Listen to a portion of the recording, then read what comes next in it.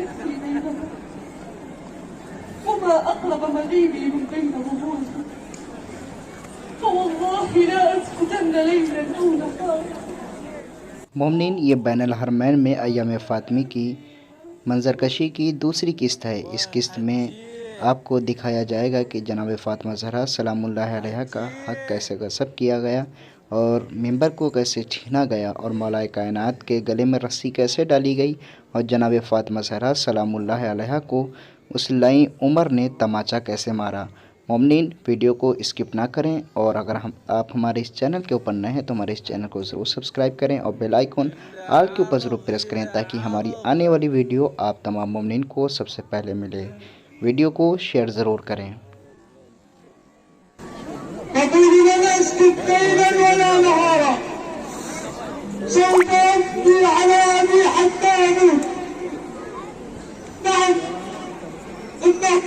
يعرفون حق رسول الله ولو كانوا يعرفون لشاركوا الزهراء بذبح الدموع وبقت الزهراء تبكي أباها ليلا ونهارا ما سكتت ولا سكتت فما كان بالعلي إلا أن بنى لها بيتا ناجحا خارج المدينة. لمن هذا البيت يا علي؟ قال هذا بيت فاطمة تبكي على أبيها إنه بيت الأحزان، بيت أحزان فاطمة. وهناك بالجانب الآخر حيث اجتمع القوم أبا بكر وعمر في مسجد رسول الله، قال عمر يا أبا بكر ارسل إلى علي أن يبايعك فإنا لسنا بشيء حتى يبايع علي ولو بايع أبدا. حسنا يا عمر، يقبل نذهب إلى علي الآن وتقول له إن خليفة رسول الله أبا بكر يطلبك إلى المسجد. هيا.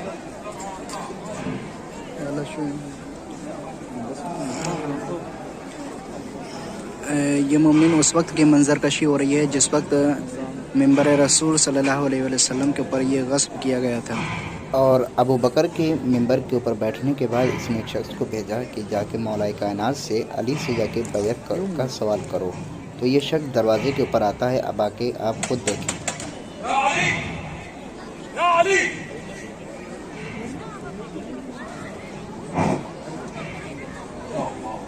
السلام عليكم ورحمة الله وبركاته. وعليكم السلام. ما وراءك يا قوم؟ يا علي، أجب خليفة المسلمين أبا بكر وهو يطلبك ساعة. ما أسرع ما افتريتم على رسول الله صلى الله عليه وآله، وإن جميع المهاجرين والأنصار القريب منهم والبعيد يعلمون أن رسول الله صلى الله عليه وآله لن يجعل خليفة بينكم غيري. أعود الحليفتين. उसके बाद मौलाए कायनात कहते हैं कि हकीकतन रसूल अल्लाह का खलीफा और जानशीन कौन है ये तो सब जानते हैं। अगर तुमने मिंबर रसूल के ऊपर अबू बकर को बिठा दिया है तो जाके खुद उससे जाके कहो हम बैत नहीं करेंगे। ये मोमिन उस वक्त का है जिस वक्त मौलाए कायनात अली इब्न अबी तालिब अलैहिस्सलाम से बैत के लिए यहाँ के ऊपर उनके घर पे आए थे। वालेकुम अस्सलाम। मादा या कुंबल? أين علي؟ يا أمير المؤمنين، إن عليا يقول ما أسرع ما افتريتم على رسول الله وإن جميع المهاجرين والأنصار يعلمون أن رسول الله لم يجعل خليفة غير علي. حقا قال لك ذلك؟ نعم، هو قال ذلك. صدق علي، لن يجعلني رسول الله خليفة. ما هذا الذي تقول؟ اهدى يا عمر واجلس ودعنا نتدبر هذا الأمر. जिस वक्त उसने सुना था कि मौलाए कायनात अलैहिस्सलाम ने बैत के लिए इनकार कर दिया है तो उमर जो था वो गुस्से से बौखला गया था बिल्कुल।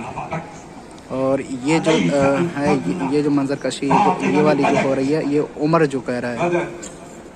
وما شأنها وشأن هذا الأمر حتى لا يقوى بها عليك علي، إنها بابا من الأموال توزع على الفقراء والمساكين، وعلينا أن نغلق هذا الباب حتى لا يلتف الناس حول علي. أحسنت يا عمر، سنفعل ذلك.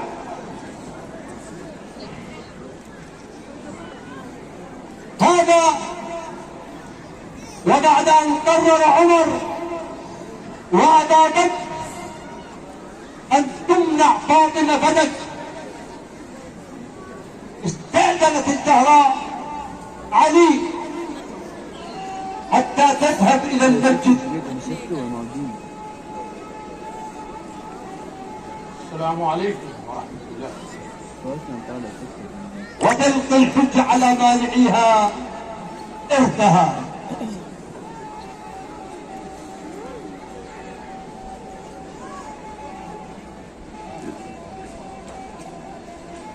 ضربت خمارها على رأسها واشتملت بجلبابها उसके बाद मोमनी जनाब फातिमा ज़हरा सल्लल्लाहु अलैहा दरबार में जाती हैं मांगने के लिए। ये उस वक्त की मंजरकशी हो रही है कि जनाब फातिमा ज़हरा वहाँ के ऊपर कि मिंबर के ऊपर अबू बकर बैठा हुआ था और जनाब फातिमा ज़हरा सल्लल्लाहु अलैहा अपना हक मांगने के लिए जा रही हैं। حتى دخلت على أبا بكر وهو في حشد من الأنصار والمهاجرين فنادت. ये मुमनिन उस वक्त की मंजर कशी है कि जिस वक्त जनाब फातिमा ज़हरा सलामुल्लाह अलैहा ने देखा कि मिंबर रसूल के ऊपर कोई दूसरा बैठा हुआ तो जनाब फातिमा ज़हरा सलामुल्लाह अलैहा गिरिया करने लगी। يا أبا بكر ضع بيني وبينكم ستارا. اجعلوا بيننا ستارا.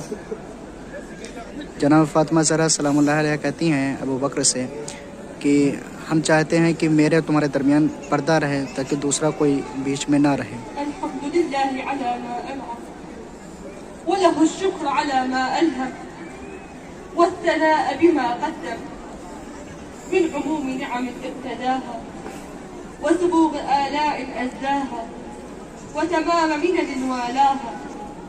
جمع عن الإحصاء عددها ونأى عن الجزاء أملها وتفاوت عن الإدراك أبدها. أيها الناس اعلموا إني فاطمة وأبي محمد. जनाब फातिमा ज़हरा सलामुल्लाह अलैहा यहाँ दरबार में जाने के बाद अपना तारुफ करवाती हैं, कहती हैं लोगों को पहचान लो, मैं फातिमा बिन्त मोहम्मद हूँ, मैं रसूल खुदा सल्लल्लाहु अलैहि वसल्लम की बेटी हूँ। أنتم عباد الله نصب أمره ونهيه وحملة دينه ووحيه وأمناء الله على أنفسكم وبلغائه إلى الأمم وزعمتم حق لكم فيه وعهد قدمه إليكم وبقية استخلفه فجعل الله الإيمان عليكم كتاب الله الناطق والقرآن الصادق والنور الساطع والضياء اللامع تطهيرا لكم من الشرك والصلاة تنزيها لكم عن الشرك والزكاة تزكية للنفس ونماء للرشد والصيام تثبيتا للإخلاص والحج تشييدا للدين والعدل تنسيقا للقلوب وطاعتنا نظاما للملة وأمانا من الفرقة والجهاد عز الإسلام والصبر معونة على استيجاب الأجر.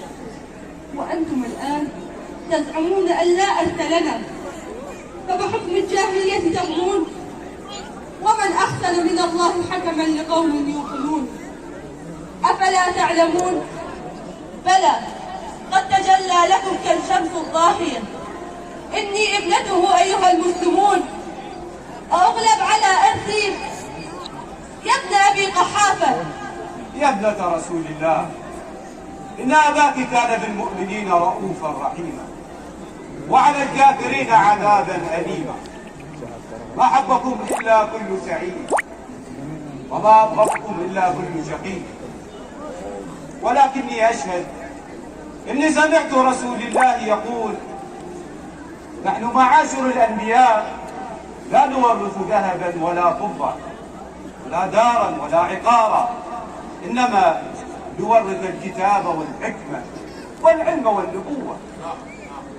سبحان الله، ما كان رسول الله عن كتاب الله صادعا ولا لأحكامه مخالفا، بل كان يتبع أثره ويقفو ثوره.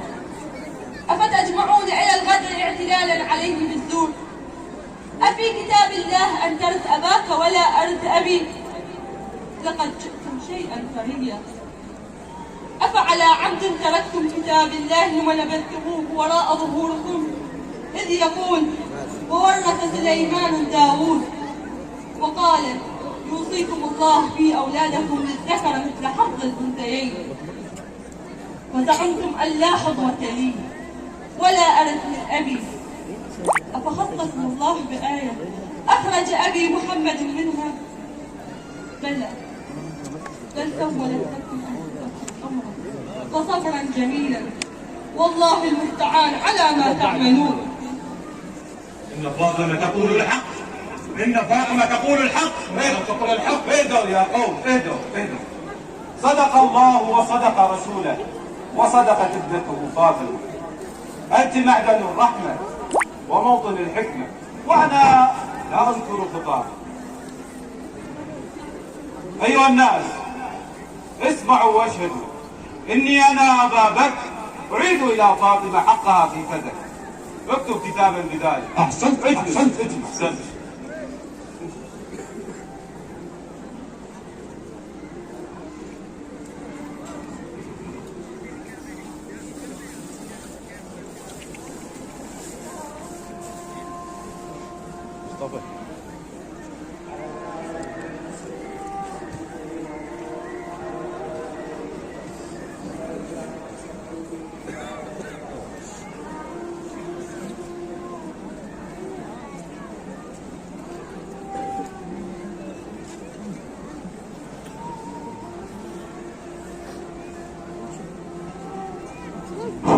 تفضلي يا ابنة رسول الله، هذا كتاب بحقك في فدك.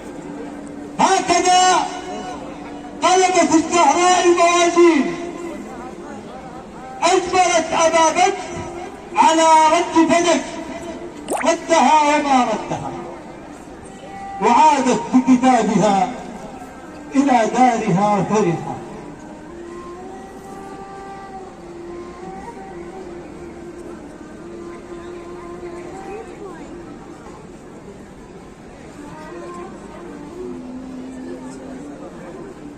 بينما هي عائدة وإذا بعمر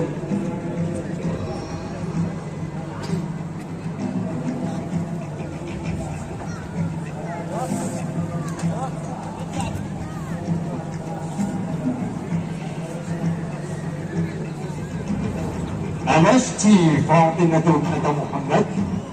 نعم، أنا ابنة محمد المصطفى أبو هذه الأمة. أراك قادمة من المسجد. أجل، كنت عند أبي قحافة. وما شأنك وخليفة المسلمين؟ أطالب بحقي وإرثي في فدك، وقد أعادها لي أبا بكر. أعطيني بأقرأ ما في هذا الكتاب. هذا كتاب كتبه لي أبا بكر في رد فدك. أعطيني الكتاب، هلمي به إلي يا فاطمة. هذا حقي من أبي محمد المصطفى الذي أنت بدينه تدين. أعطيني الكتاب قبل. لا والله لا أعطيك ما بيدي. شل الجبال يا عمر، شل الجبال.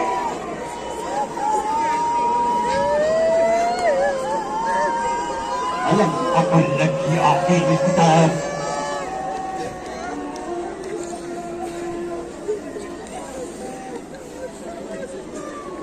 بطل الله بطلك يا عمر كما بطلت كتابك. سطرني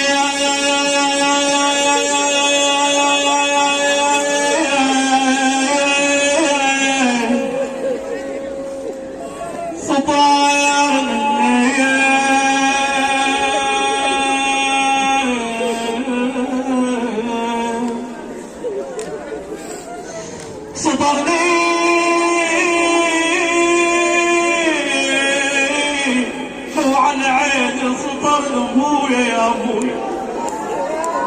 اي والله بارك الله عليك بجبت قلبك. اي والله احنا مو يم بيت اي انسان، يم الحسين وهاي امه، اصرخ من كل قلبك. ابويا سطرني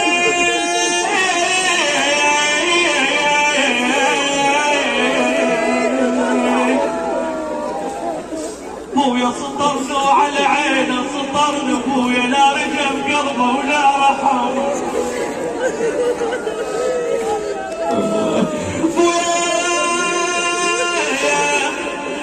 ابويا سلب حقي يا ابويا وظلمني يعني ظلمني ظلمني. ابويا ظلمني. شوف البنية شلون تحتاج الحب يا غيور. تقول لابويا انا ردك يا ابويا اليوم يا ابوي. انا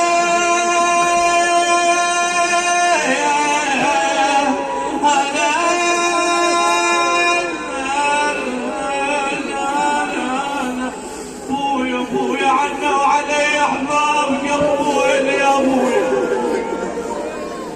اي والله هابوا على باو علينا يا ابويا. ابويا يا انا ردك يا ابويا اليوم وياي.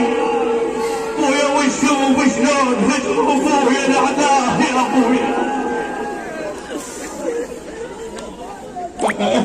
يا ابويا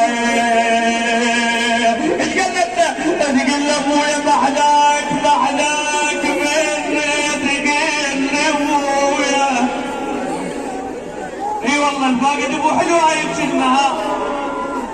شوف ساره شلون عانت بعد وفاه الرسول. اسمع ابويا محلاك محلاك محلاك مني تقول ابويا. انا خلافك يتيم اصبحي.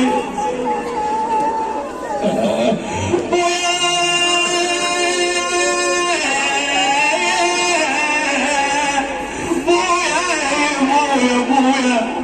ابويا ابويا صار هواي ما حد قال ابويا.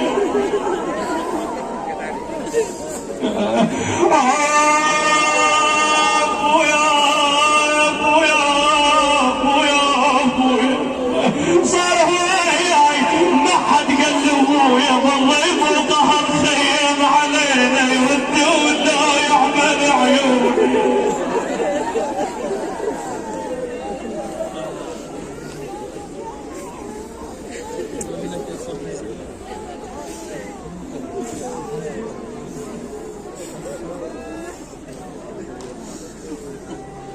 كيف تعطي فاطمة بدك؟ كيف تردها بدك يا أبا بكر؟ كيف؟ لقد أعطتنا الحجج وكانت تقول الصدق فرددنا. ये इसने क्या किया था, उमर ने वो जो इसने लिख के दिया जो दिया था, तो इसने उमर ने आके इसको छीन लिया था, फिर इसको फाड़ के फेंक दिया था. فلا تقوى على حججهم وتتنازل عن هذا الأمر. وماذا بقي لنا نحن يا أبا بكر؟ ماذا بقي لنا نحن؟ وماذا نفعل الآن يا حجة هذا حبل احنا حاطينه. ماذا نفعل؟ حبل وحاطينه. اسمع يا الله، قل يا عمر. ارسل إلى علي ليبايعك رغما عنه. شوي بس. فإننا نعلم أن عليا لا يبايع ولا يحارب، لأنه موصى بوصية ابن عمه رسول الله. أصبت يا عمر، والله إنك لداهي. اسمع يا عمر، تذهب أنت وتأخذ معك الرجال إلى بيت علي وتأتون به إلى المسجد كي يبايع ولو بالقوة. هيا هيا يا عمر. मोमिनीन, इसकी तीसरी किस्त में हम आपको दिखाएंगे कि जनाब फ़ातिमा ज़हरा सलामुल्लाह अलैहा के दरवाज़े को कैसे जलाया गया और कैसे उनके ऊपर जलता हुआ दरवाज़ा गिराया गया। मोमिनीन, अगर आप हमारे इस चैनल के ऊपर नए हैं तो हमारे इस चैनल को ज़रूर सब्सक्राइब करें और बेल आइकन आल के ऊपर ज़रूर प्रेस करें। दूसरे मोमिनीन को ज़रूर शेयर करें। दुआ करते हैं खुदावंद आलम से 14 मासूमीन के सदक़े में आप सबको भी जल्द से जल्द करबला मुक़द्दसा की ज़ियारत नसीब हो। आमीन या रब्बल आलमीन। अल्लाहुम्मा सल्लि अला मुहम्मद व आले मुहम्मद व अज्जिल फ़रजहुम।